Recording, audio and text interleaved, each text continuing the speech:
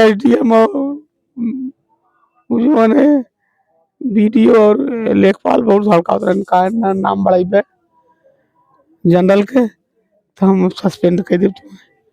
कितना बजे से आप लोग के पास घटने का फोन आया? 10 बजे। अच्छा, बहुत दुखद है, लेकिन इसके विषय में लोग क्या कर रहे हैं? मंत्री जी कह रहे हैं तो बैठे हैं। वो एसडीएम और उन्होंने वीडियो और लेखपाल बहुत हल्का का नाम बढ़ाई पे जनरल के, तो हम सस्पेंड कर देते। इसके पहले उनका फोन आया था? कब आया था? हाँ, फोन सुबह भी किया था। सुबह ही फोन आया था। हाँ, सुबह बात हुई थी। हम ना जानते वही कह रही है, नहीं तो हम तो चला गए हुई थी, है ना भैया। काव कही अब इससे ज्यादा भैया हमारे चला गए, कब बात है खत्म हुई। कितने बच्चे हैं? 2 बच्चे हैं। कितनी उम्र है? इसका 32 साल था, उसका 25-26 साल होगा। ज्वाइनिंग कब हुई थी? जुलाई में पर साल, अगले साल फर्स्ट। बता रहे हैं कि ये पारिवारिक कलह की नहीं भैया, ऐसी क्यों कौन पापा हमार बेटवा नौकरी पास, हम खुद ही रहा, हम पारिवारिक कलह कर रहा, बताइए ये हो सकता है? ये तो ना अलगे है रात है यहाँ बार कलह बात है, ऐसी कोई बात नहीं है। यहाँ का प्रशासन क्या करें? भैया आप औरत को नौकरी लगी है, कम से कम लड़कियां कम से कम पढ़ावे लिखा हुआ अपन क्या करे। किसके माध्यम से सूचना मिलती है आपको? हमारे लड़के के माध्यम से मिलती थी। क्या बहुत पहले दिन भी 7-8 रोज पहले कहा था कि बहुत दबाव डाला था पापा, क्या करी? हम कह रहा जो कुछ दिन करा जो सही हो वो करा, बस यही कहे थे। किस प्रकार से उनको धमकियां मिलती थी कि नहीं, हाँ नहीं आप करेंगे जनरल का बढ़ावा तो हम आपको सस्पेंड कर देंगे, आपको उठवा लेंगे पुलिस भेज के। कितने एसआईआर फॉर्म थे उनके पास जो उनको सबमिट? वो 500 था, 350 कर दिए थे, 150 रह गया था। अभी 8 दिन 6 दिन टाइम था। क्या मांग है आपके प्रशासन से? कुछ का मांगी भैया, का मिली नहीं, जिनके ऊपर आरोप लगा रहे हैं उनको लेकर आपकी क्या मांग है? जैसे लेखपाल और वीडियो का जिक्र हो रहा है, उनको अरेस्ट किया जाए, 302 की मुलजिम बनाए हैं। जान गई है। हाँ, हमारा लड़का ऐसा ना था, पढ़ने में बहुत अच्छा था, बहुत सीधा रहा, इतना सीधा का बताई गांव में तो केहू से ना बता। ऐसा हो जाएगा। क्या कहना है सर जी आप? देखिए, ये अत्यंत दुर्भाग्यपूर्ण है। एक 32 वर्षीय नौजवान की मृत्यु हो जाती है और जो कारण आ रहा है सामने, उसके लिए तो हमारे राष्ट्रीय अध्यक्ष माननीय श्री अखिलेश यादव जी ने पहले ही सचेत कर दिया था।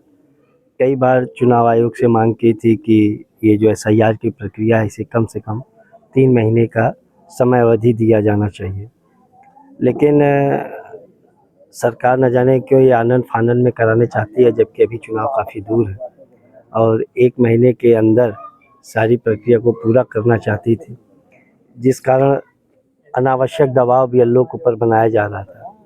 जहाँ तक विपिन की बात है, जो इनके परिवार वालों ने बात बताया और ये आशंका लोगों के अंदर घर कर गई थी कि सरकार की ये जो प्रक्रिया चल रही है, कहीं न कहीं कुछ न कुछ तो साजिश रची जा रही है।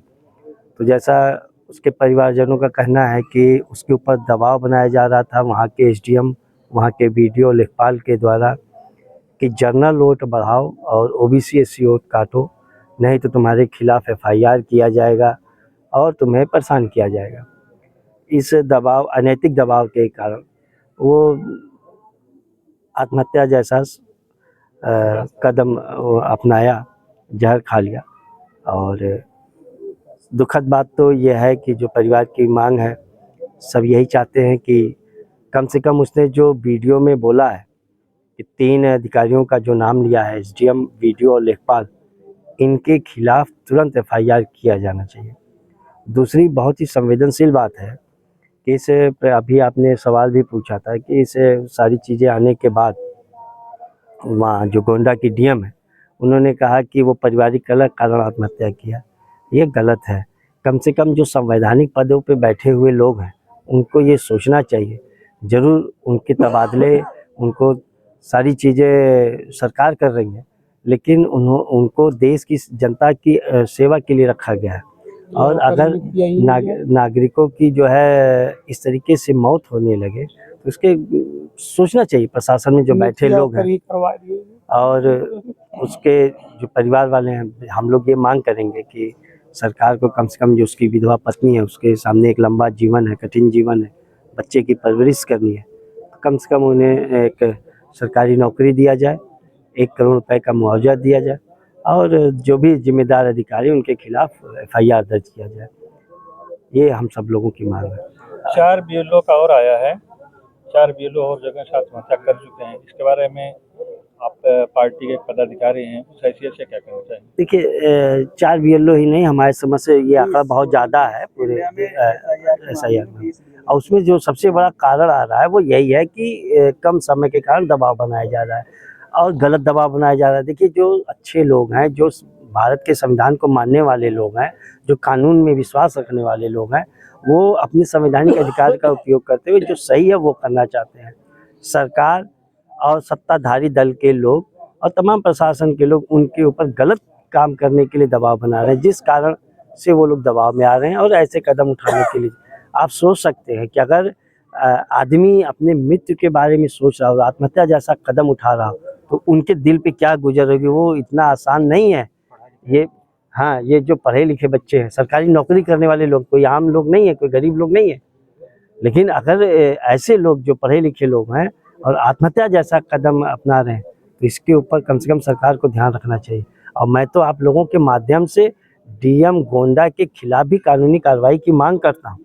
अक्सर ऐसे मामले आते हैं जहाँ जिलाधिकारी महोदय लोग गैर जिम्मेदाराना जो है बयान देते हैं। अभी कुछ वर्ष पूर्व जब हमारे यहाँ एक लड़के की बात आई थी चक मिर्जापुर, वो जो जेल के अंदर जिसकी मौत हुई थी कुछ सालों पहले, जिसको पुजारी यादव, कृष्णा यादव पुजारी, उस मामले में भी तत्कालीन DM और SP ने कहा कि वो अपराधी था, जेल के अंदर उसने आत्महत्या किया, मौत हुई उसके पेट दर्द। लेकिन बाद में जांच में पता चला कि 11 पुलिसकर्मियों ने उसको निर्दयता पूर्वक उसकी जो है मार की थी, उस मार के कारण उसकी हत्या हुई, मृत्यु हुई थी। बाद में FIR दर्ज होता है। तो इनके जो संवैधानिक पद पे बैठे लोग हैं उनके प्रति भी इनको जो है संविधान के प्रति जवाबदेही तय होनी चाहिए और इन्हें कम से कम सोचना चाहिए कि ये देश की सेवा के लिए, ये सरकार की सेवा के लिए नहीं आए हैं।